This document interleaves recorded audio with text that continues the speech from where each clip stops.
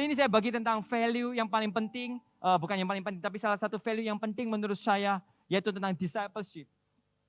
Kita tahu bahwa pemuridan adalah sesuatu hal yang sangat penting. Apa yang membedakan bank yang lain dengan bank satu yang lain, apa yang membedakan gereja yang lain dengan gereja yang lain, semuanya adalah value yang ada di dalamnya. Setuju dengan saya Bapak Ibu Saudara? Ketika saya sangat kagum sekali dengan salah satu bank, sebut saja namanya ABC ya. Bank ketika saya datang, bahkan security-nya itu sangat berlaku sangat baik sekali. Apa yang bisa saya bantu Pak? Apa yang bisa saya layani? Apa yang bisa saya lakukan? Bahkan ketika saya pulang, security-nya juga berkata, hati-hati di jalan ya Pak. Menurut saya, security ini sangat perhatian lebih daripada pacar. Atau perhatiannya lebih daripada, bagi saya, perhatian seperti ini sangat-sangat berbahaya bagi banyak jomblo di dunia ini. Merindukan kasih sayang, merindukan hati-hati di jalan ya. Menurut saya, kenapa kok security ini bisa berbeda? Karena mereka punya nilai, value yang benar-benar berbeda dari bank yang lain. Dan saya percaya bahwa value itu tidak langsung diajarkan sekali langsung jadi enggak. Tapi value itu dilakukan berkali-kali dan value itu dihidupi sehingga security saja bisa melakukan hal yang seperti itu, bervalue.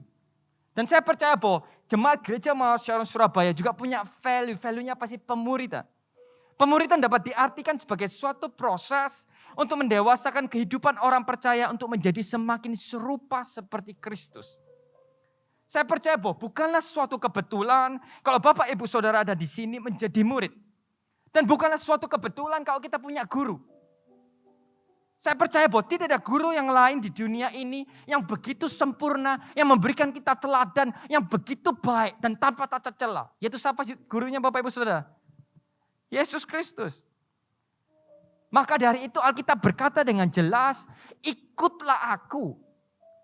Kita hari ini harus mengerti ketika kita menjadi seorang murid, kita bukan mengikut manusia, tapi kita mengikut Yesus, yaitu satu guru. Ada banyak orang yang kecewa, ada banyak orang yang sakit hati kepada orang-orang yang ada di gereja. Pernah dengar ini Bapak Ibu Saudara? Katanya kok pelayanan, katanya kok sudah bahkan berkhotbah, sudah mendoakan banyak orang, tapi kok kelakuannya seperti itu. Kok di kerjaan berbeda, kemudian di gereja berbeda. Di gereja jadi orang yang sangat baik, tanpa cacat celah, kekudusan miliknya layak disembah oleh malaikat di sorga. Sangat sempurna. Tapi hal itu berbeda ketika ada di keluarga, ada di tempat pekerjaan. Sehingga ada banyak orang yang kecewa. Menurut saya orang yang kecewa seperti ini adalah salah dia sendiri. Kenapa? Karena Alkitab berkata dengan jelas kita mengikut gereja, kita ikut ini bukan karena kita ikut manusia atau ikut siapapun itu. Tapi kita ikut Yesus. Kita semua murid dan kita punya satu guru yaitu Yesus. Dan ini adalah salah satu tindakan yang penting yang Yesus lakukan sebelum dia kembali kepada Bapa. Dia memberikan suatu teladan kepada kita para muridnya. Dia memberikan suatu pelajaran yang penting. Karena dia tahu bahwa hari keberangkatannya ke Bapa sudah dekat. Dan dia melakukan bagian terbaik kepada orang-orang yang ditinggalkan. Hari ini saya mengerti kalau contoh umur saya tinggal sedikit. Contoh saja, karena saya masih muda. Ketika umur saya tinggal 1 minggu saja. Kira-kira Bapak Ibu lakukan apa yang akan lakukan? Pasti melakukan hal-hal yang penting kan? Tidak mungkin Bapak Ibu ketika waktunya tinggal 1 minggu. Apa yang dilakukan tidak penting. Pijat, kan nggak mungkin. Tidur, nggak mungkin. Kenapa? Karena itu waktu-waktu yang terbaik. Kenapa? Waktunya sudah tidak banyak. Dan ini yang Yesus lakukan ketika dia tahu waktunya sudah tidak banyak. Ini teladan, ini adalah ajaran dari guru kita. Kita buka di Yohanes pasal yang ke-13, ayat 12 sampai dengan 17. Yohanes pasal yang ke-13 ayat 12 sampai dengan 17. Dikatakan seperti ini. Sesudah ia membasuh kaki mereka, ia mengenakan pakaiannya dan kembali ke tempatnya. Lalu ia berkata kepada mereka, mengertikah kamu apa yang telah aku perbuat kepadamu? Kamu menyebut aku guru dan Tuhan. Dan katamu itu tepat. Sebab memang akulah guru dan Tuhan. Jadi jikalau aku membasuh kakimu, aku yang adalah Tuhan dan gurumu, maka kamu pun wajib saling membasuh kakimu. Sebab aku telah memberikan suatu teladan kepada kamu, supaya kamu juga berbuat sama seperti yang telah aku berbuat kepadamu. Aku berkata kepadamu sesungguhnya seorang hamba tidaklah lebih tinggi daripada tuannya, ataupun seorang utusan daripada dia yang mengutusnya. Jikalau kamu tahu semua ini, maka berbahagialah kamu jika kamu melakukannya. Saya hari ini ingin berbicara tentang apa sih? Kualitas murid. kualitas guru yang kita punya, yaitu dia adalah seorang yang pribadi yang rendah hati. Katakan bersama dengan saya, rendah hati. Murid di gereja Mawar Sharon Surabaya harus punya kualitas ini, rendah hati. Karena saya ceritakan sebelum cerita ini, ada salah satu perempuan, seorang namanya Maria, yang mengurapi Yesus. Yang adalah Tuhan dan Guru. Hari ini Yesus sendiri berkata bahwa Yesus adalah Tuhan dan Guru. Mau membasuh kaki murid-muridnya. Halo, saya bisa bayangkan Bapak Ibu Saudara.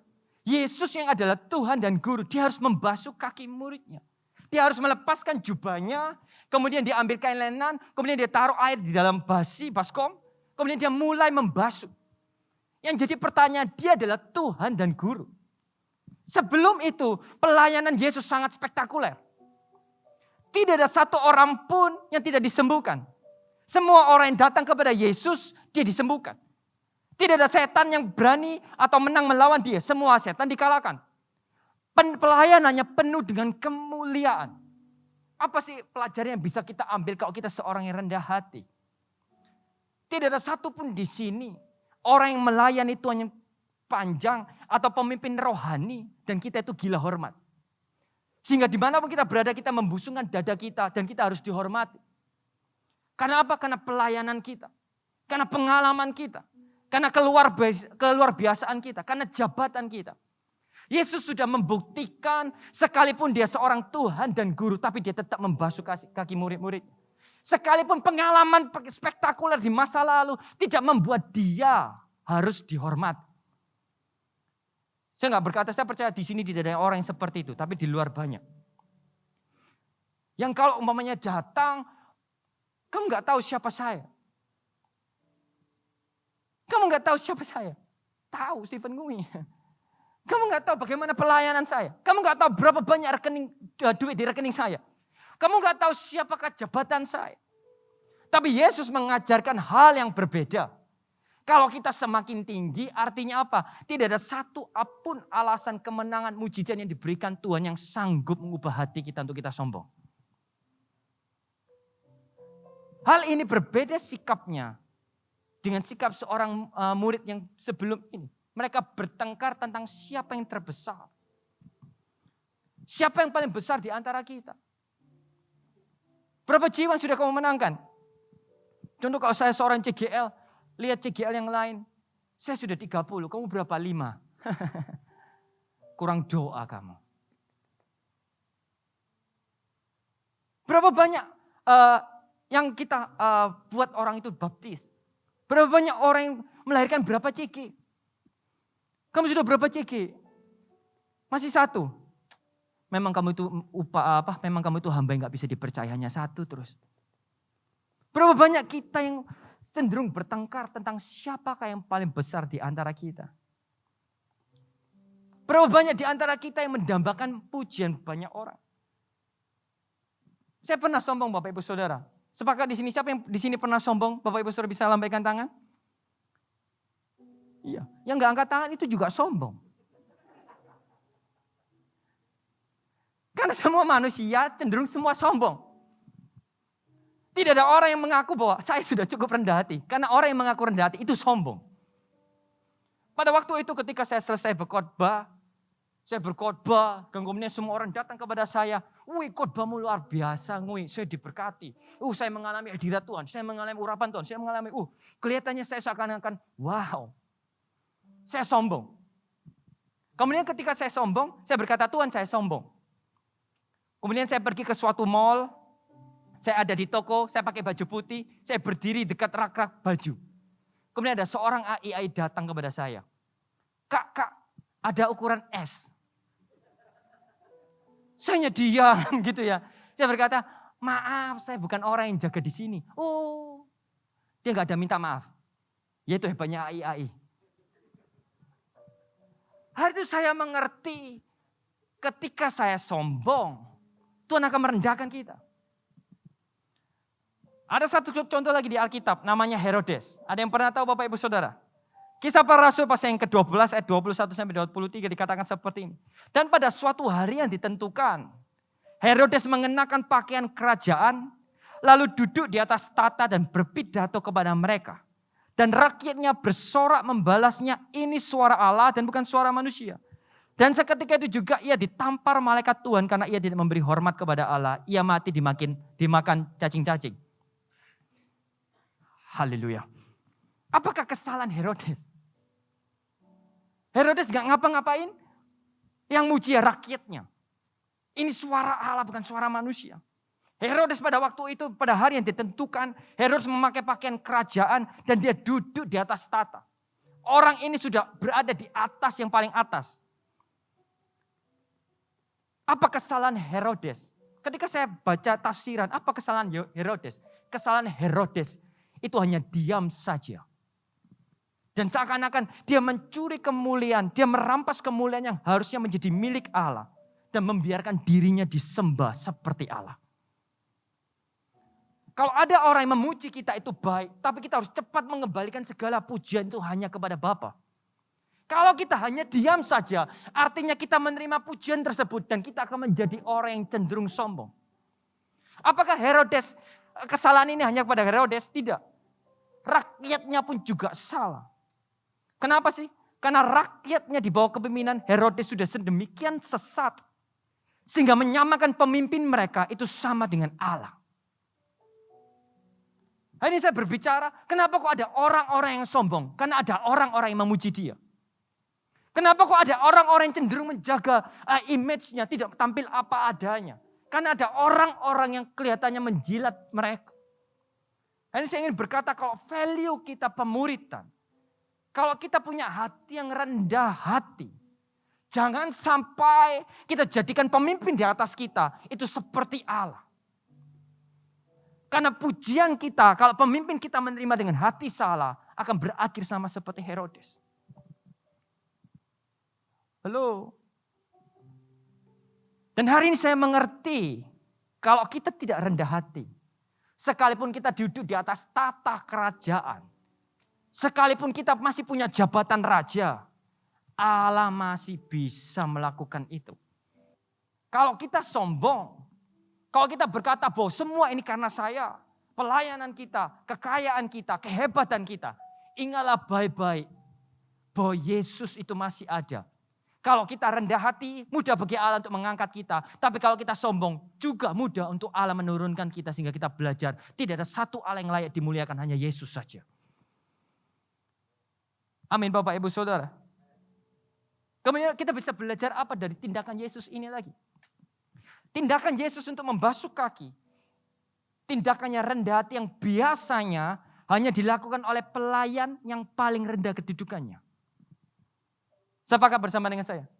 Tidak dari sini kalau memang kita seorang pemimpin, bos, atau kepala keluarga, kemudian kita datang ke rumah dan kemudian kepala keluarga yang membasuh kaki pembantunya. Tidak ada. Tapi semuanya ini adalah orang ketika dia membasuh. Itu adalah pekerjaan dari orang-orang di bawah. Pekerjaan dari orang-orang yang rendah, dari orang-orang yang tidak dipandang. Hal itu Yesus mengajarkan kita apa sih? Dia mengajarkan kita bahwa tidak ada satupun pelayan yang dipandang rendah atau hina di mata Tuhan.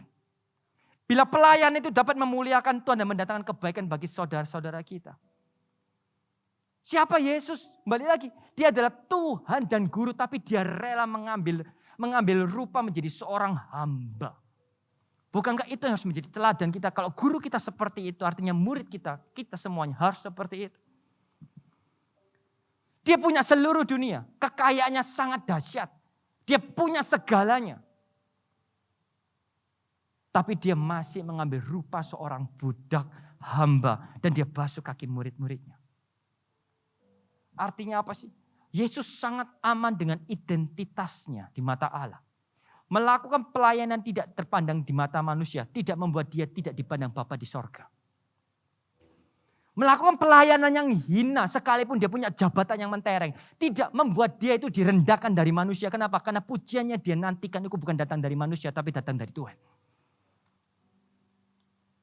Sekalipun kita menjadi seorang bos, sekalipun duit kita sudah sangat banyak. Tidak ada alasan bagi kita untuk kita tidak mau melayani untuk menjadi bagian-bagian yang kecil. Karena pelayananku harus besar. Yesus sudah membuktikan sekalipun dia punya dunia ini, dia masih mau melayani menjadi seorang budak dan hamba. Kalau kita punya hati yang seperti itu dan kita tidak pilih-pilih pelayanan, percayalah bahwa pujian itu bukan datang dari manusia tapi datang dari Tuhan. Identitas kita itu aman sekalipun aku harus parkir, sekalipun aku harus usher, sekalipun aku harus dihina, sekalipun aku nggak kelihatan jadi soundman atau lighting. Atau di belakang layar, di balik layar itu di balik LED ini. Sehingga kelihatan pelayanannya. Meskipun saya seorang punya pangkat, saya seorang bos. Itu tidak menjadi halangan bagi saya untuk menyenangkan hati Tuhan. Kenapa? Yang dicari itu adalah kita mengikuti teladan dari Yesus. Teladan dari guru kita. Karena menurut saya keberhasilan kita menjadi seorang Kristen itu bukan banyak-banyak jumlah CG. Bukan banyak-banyak orang yang akan bertobat. Bukan banyak-banyak siapa pemimpin yang kita angkat. Tapi menurut saya keberhasilan kita menjadi seorang Kristen adalah semakin hari kita semakin serupa dengan guru kita. Karena saya percaya ketika kita semakin serupa dengan guru kita, semuanya akan mengikuti kita semuanya. Amin. Amsal pasal yang ke-29 ayat 23 dikatakan seperti ini. Keangkuhan merendahkan orang, tetapi orang yang rendah hati menerima pujian. Halo. Dan berikutnya, apalagi sih? Kelihatannya ini hal yang simpel yang Yesus lakukan.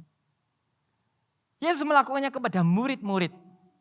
Dia mengambil kain, dia ambil air, dia melakukannya kepada murid-murid yang tidak terpandang, yang tidak kaya, tidak memiliki jabatan. Bahkan ada yang mengkhianati dia. Kalau kita seorang murid yang mengikuti teladan Yesus, artinya kita tidak punya mental untuk membeda-bedakan, semuanya sama. Yang ganteng, yang cantik, yang gak seberapa ganteng, gak seberapa cantik, kita tetap melayani dengan hati yang besar. Yang kaya ataupun tidak kaya, kita akan tetap melakukannya dengan yang the best yang kita bisa lakukan. Karena itulah teladan yang diberikan Yesus dan kita adalah muridnya. Menurut saya adalah sesuatu hal yang gampang, mudah. Kalau kita membasuh kaki seorang bos kita atau pemimpin kita. Kenapa? Karena kita punya motivasi. Tapi bagi Yesus, dia membasuh orang-orang yang gak penting. Orang-orang yang gak punya duit, orang-orang yang tidak apa-apa, tidak ada apa-apa pada waktu itu. Yesus membuktikan kerendahan hatinya membawa dia kepada ketulusan.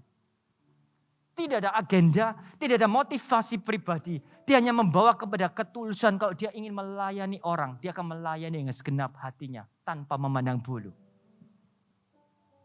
Amin Bapak Ibu Saudara. Dan ini bagian yang saya suka. Saya baca tafsirannya. Ketika Yesus membasuh kaki murid-muridnya, apakah Yudas juga dibasuh? Bagaimana Bapak Ibu Saudara? Apakah Yesus juga membasuh kaki Yudas? Yesus mengerti Yudas yang akan mengkhianati dia. Yesus mengerti Yudas yang akan menjual dia. Tapi Yesus, ketika saya baca tafsirannya, Yesus membasuh semua kaki dari murid-muridnya. Artinya apa? Yudas pun ikut dibasuh. Saya tidak baca di Alkitab, ketika Yesus membasuh kaki Yudas, dia jalan, dia gunakan kain itu, dia basuh kakinya, dilapis semuanya yang kotor, kemudian dia langsung basuh kepada wajahnya. Sehingga yang kotor itu masuk ke wajahnya. Tidak dikatakan seperti itu. Yudas tidak emosi, Yesus tidak emosi. Ya kan, Alkitab nggak berkata seperti itu. Ketika semuanya sudah dibasuh kakinya yang terakhir Yudas, jadi Yesus tidak mencelupkannya ke air supaya nggak bersih dan tinggal kotor, semua sekotor-kotornya kemudian dilapkan ke wajahnya Yudas. Yudas, kenapa kau mengkhianati aku? Dilap semuanya. Apakah Alkitab berkata seperti itu? Yudas pasrah, Tuhan maafkan aku, enggak. Alkitab tidak berkata seperti itu. Tapi Yesus tetap melakukan hal yang sama kepada Yudas. Artinya apa? Orang yang rendah hati akan selalu siap diproses. Obat untuk mengalahkan proses dalam hidup ini adalah rendah hati. Saya percaya bahwa Tuhan akan selalu mengizinkan orang-orang seperti Yudas datang untuk menguji hati kita. Saya percaya bahwa Tidak ada satu orang pun di sini yang kebal terhadap proses. Dan Tuhan akan selalu menginginkan orang-orang seperti Yudas untuk memperlihatkan hati kita. Apakah hati kita sudah cukup rendah hati atau tidak. Kalau kita ngomong aku ini rendah hati itu mudah. Tapi ketika Yudas datang dikhianati, kata-kata yang jelek, suka gosipi kita. Bagaimanakah respon kita? Bapak Ibu Saudara. Bagaimana respon kita? Apakah kita tetap rendah hati seperti Kristus ketika ada orang-orang yang mengkhianati kita? Ketika ada orang-orang yang menyakiti hati kita. Ketika ada orang-orang yang kita sudah baik, tapi kemudian diperlakukan tidak baik.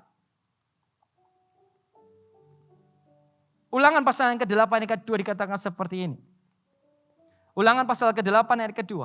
Ingatlah kepada seluruh perjalanan yang kau lakukan atas kehendak Tuhan Allahmu di padang gurun selama 40 tahun ini.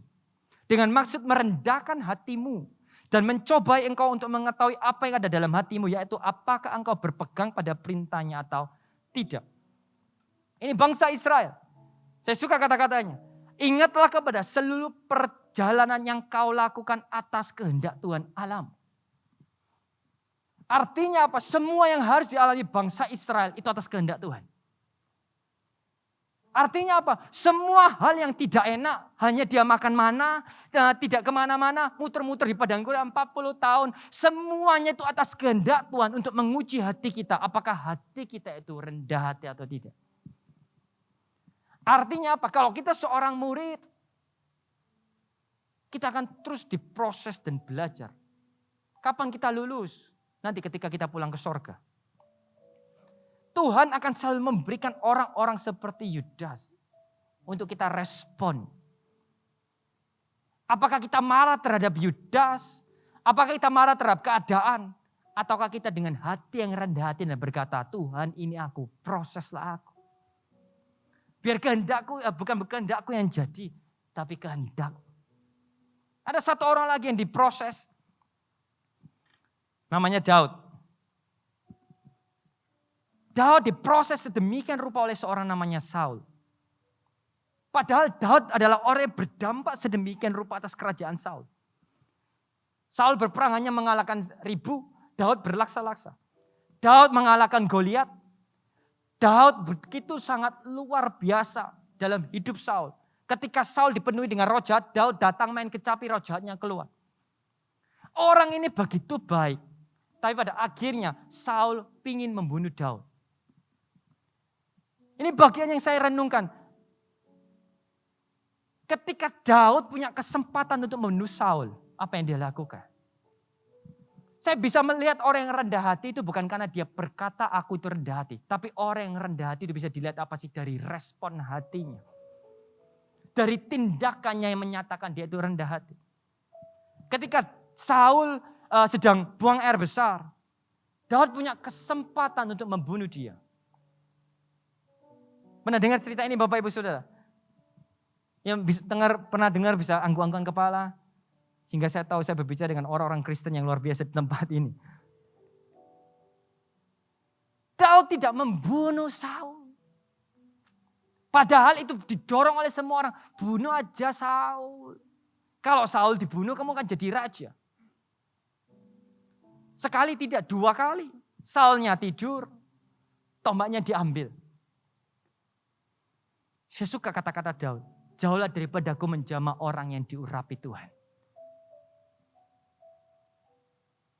Respon hati kita yang benar akan membuat kehendak Allah itu semakin nyata dalam hidup kita. Kalau kita itu rendah hati, kalau kita itu siap mengikuti teladan Yesus, percayalah bahwa orang-orang seperti Saul, orang-orang seperti Yudas, keadaannya seperti bangsa Israel akan membuat semakin nyata kehendak Allah dan kita akan menuai janji-janji Allah dengan luar biasa. Tapi begitu juga dengan sebaliknya. Kalau kita kecewa, kalau kita marah kepada Allah, kalau kita melakukan respon hati yang salah kepada Saul dan kepada Yudas, kehendak Allah bukan semakin nyata, tapi kita akan menjauh dari kehendak Allah dan kita melakukan kesalahan. Bayangkan, saya itu selalu membayangkan, bayangkan kalau umpamanya Daud pada waktu itu membunuh Saul. Saul mati. Mungkin saja dia nggak jadi raja. Karena caranya salah. Mungkin saja. Tapi saya tidak tahu. Tapi yang saya tahu hari itu Daud sudah merespon dengan benar. Dan dia rendah hati untuk tidak menjamah orang yang diurapi Tuhan. Sekalipun orang-orang yang seperti itu, dia tidak melakukan itu. Orang di luar sana boleh jahat kepada kita. Orang-orang di luar sana boleh mengkhianati kita. Orang-orang di luar sana boleh menghakimi kita. Tapi apa yang dilakukan oleh mereka tidak akan berdampak apa-apa dalam hati kita. Karena hati kita akan ikut guru kita, yaitu teladan kita, yaitu Yesus. Apa yang kita lakukan kepada mereka bukanlah membalas kejahatan mereka. Tapi apa yang kita lakukan kepada mereka, kita lakukan apa yang Yesus lakukan, yaitu melayani dengan yang terbaik. Amin Bapak Ibu Saudara. Yang terakhir, kalau kita punya hati yang rendah hati, kualitas murid yang dicari oleh Allah. Yesus melakukannya dengan membasuh kaki muridnya. Kotor, berdebu, bagian banyak orang yang tidak mau sentuh. Dan Yesus memberikan perintah kepada kita untuk wajib saling membasuh. Kita mengerti kalau Yesus mengasihi kita, kita sudah mengerti. Tapi apakah kita mengasihi sesama murid di tempat ini? Yohanes pasal yang ke-13, 34 sampai 35 dikatakan seperti ini. Aku memberikan perintah baru kepada kamu.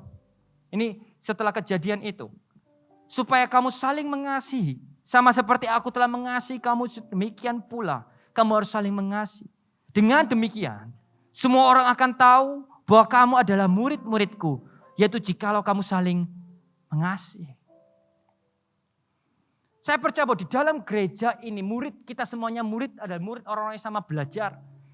Tidak ada orang yang sempurna. Tapi kita akan menggesek, saling menggesek. Dan hari ini ketika saya berdoa untuk gereja Mawar Surabaya Selatan. Tuhan taruh dalam hati saya ada banyak orang tempat ini, beberapa orang yang sedang berkonflik dengan Anda saat ini. Entah di CG, entah pemimpin Anda, entah pelayanan Anda. Anda kecewa kepada orang tersebut atau Anda sedang bertengkar saat ini. Kalau kita punya teladan Yesus dan kita mengikuti teladannya, seharusnya kita harus saling membasuh kaki murid. Kaki yang kotor seharusnya kalau kita mengasihi sesama murid. Ketika kita melihat sesuatu yang kotor teman-teman kita atau orang-orang CG kita tidak menghakimi, tapi kita basuh orang tersebut. Kita support orang tersebut, kita kasih orang tersebut, kita dukung orang tersebut. Seharusnya kalau kita sesama murid, tidak ada orang yang terlalu pintar tempat ini sehingga kita itu berkata bahwa aku sudah tahu yang terbaik semuanya. Kalau kita semuanya orang yang rendah hati, mudah untuk kita menerima kesalahan orang lain. Mudah untuk kita melihat meskipun kaki orang tersebut kotor, kita tidak hakimi, tapi kita ambil kain, kita sama-sama mendukung orang tersebut. Sehingga apa sih saya berkata seperti ini? Sehingga ketika kita saling mengasihi orang di luar sana melihat hidup kita. Kita menjadi murid-murid yang sepakat dan kita saling mengasihi hingga tidak satu orang pun di gereja Mawar Surabaya ini yang akan hilang kembali kepada kehidupan masa lalu bahkan murtad. Yudas adalah sebuah contoh kesalahan terbesar dalam hidupnya. Dia menjual gurunya. Halo. Poin saya yang terakhir adalah ketika kalian Bapak Ibu Saudara mengerti, kita saling mengasihi satu sama lain. Saling mengampuni satu sama lain. Hingga tidak ada satu orang pun yang hilang. Dan kita secara pribadi, jangan sampai kita melakukan kesalahan yang dilakukan oleh Yudas, yaitu menjual Yesus dengan 30 keping uang perak. Dan dia adalah murid.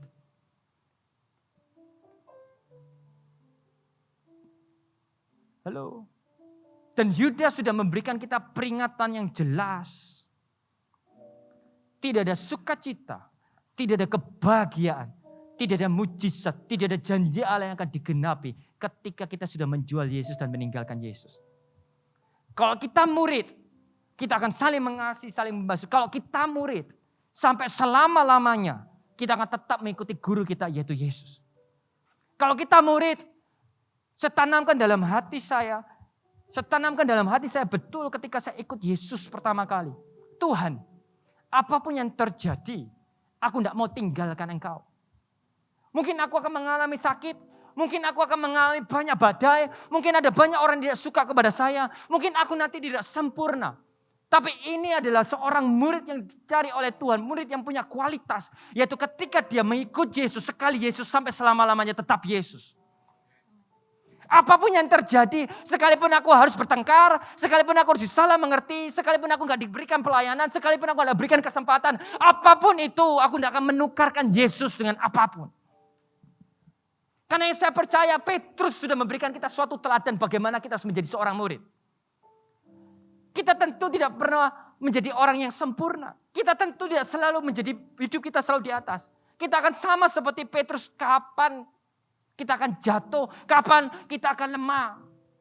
Tapi Petrus membuktikan bahwa apapun yang terjadi, kalau aku down, kalau aku jatuh dalam dosa, sehancur apapun hidupku, seburuk apapun hidupku, aku akan tetap punya keputusan kembali kepada guruku. Itulah murid yang kuat. Amin. Dan saya percaya, pada waktu itu Yudas tidak punya teman, tidak punya sahabat. Tapi di gereja Maharsion Surabaya Selatan ini berbeda. Ketika ada orang yang lemah seperti Yudas, ketika ada orang yang melakukan kesalahan yang besar seperti Yudas, kita semuanya akan saling membasuh, kita semuanya akan saling mengasihi, kita semuanya akan saling mendoakan, saling mendukung tanpa menghakimi, karena itulah teladan Yesus.